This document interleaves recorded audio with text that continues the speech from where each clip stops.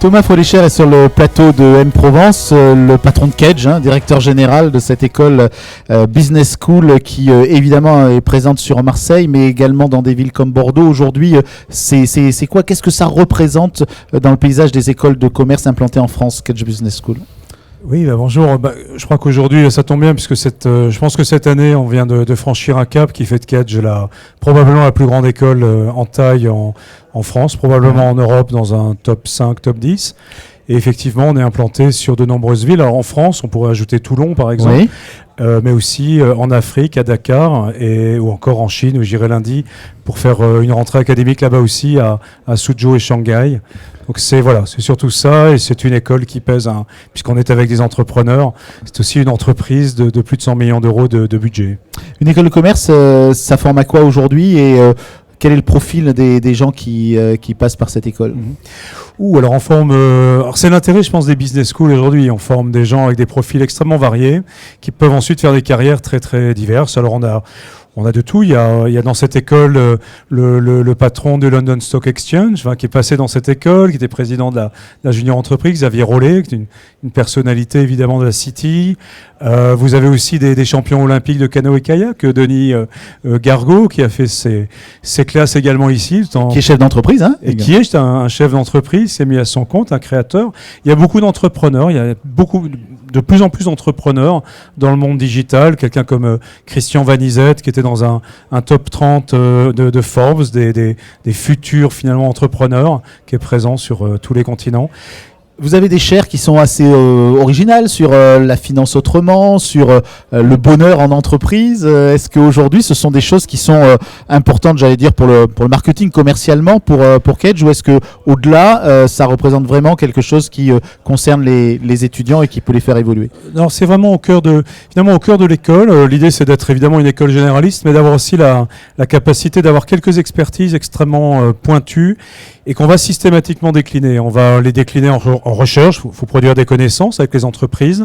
On va le faire avec des réseaux justement d'entreprises, de partenaires en France, à l'étranger. Et on va systématiquement disséminer ça dans nos cours, dans nos enseignements, pour que ça bénéficie vraiment à toutes les communautés, à nos étudiants. Ça, c'est le projet de l'école avec 200 professeurs permanents, ce qui est également une mesure de l'importance de cette école. Alors, des sujets comme effectivement la responsabilité sociale sont des sujets qui pour nous sont des sujets distinctifs. La supply chain, la question des smart cities nous intéresse. Puis dans le domaine du marketing, nouvelles formes de consommation. Voilà 3 domaines qui pèsent très très lourd dans une école comme la nôtre.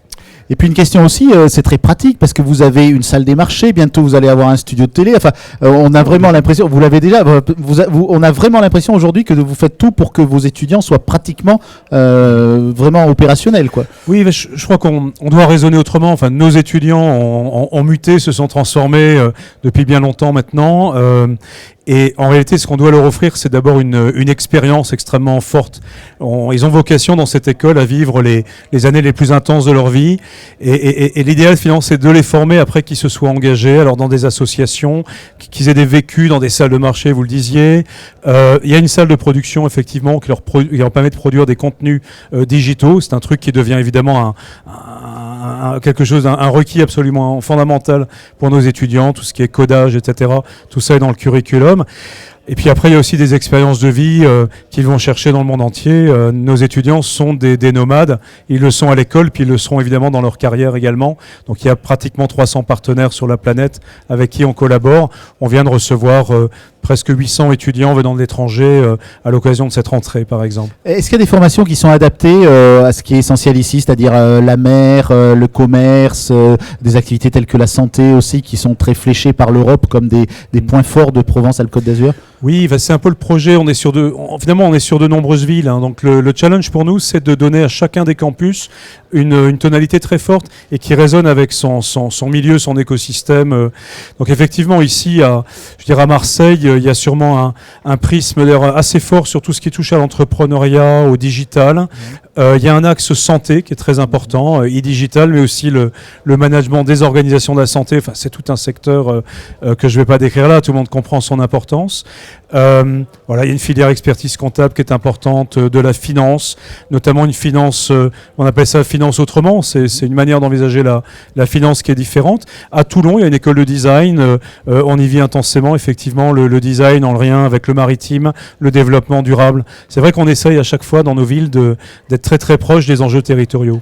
Et dernière question, le lien avec l'entreprise, pour vous, il est important quand vous accueillez ce forum annuellement, quand vous avez des entreprises qui parrainent vos chairs, c'est le quotidien là aussi d'une école de commerce? Écoutez, c'est quotidien, c'est même sa vocation. Enfin, on a vocation à former des jeunes qui deviendront ensuite de futurs dirigeants. Mais on a aussi vocation à former des professionnels, des gens qui sont en activité. Et donc notre pôle executive education en fait prend beaucoup d'importance actuellement dans nos enseignements.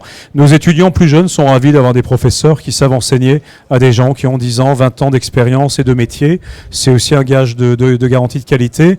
Et comme le disait François Pierson, le président de l'école, il y a un instant à l'entrée de la dernière conférence, cette maison est clairement une maison qui remercie toutes les entreprises parce qu'elles apportent énormément à nos étudiants. Elles sont extrêmement présentes quotidiennement dans la maison, en lien étroit par exemple avec la junior entreprise qui est à l'entrée de notre école, ce qui symbolise bien ce lien historique avec le monde économique. Merci. Je vous en prie, bonne journée. Merci.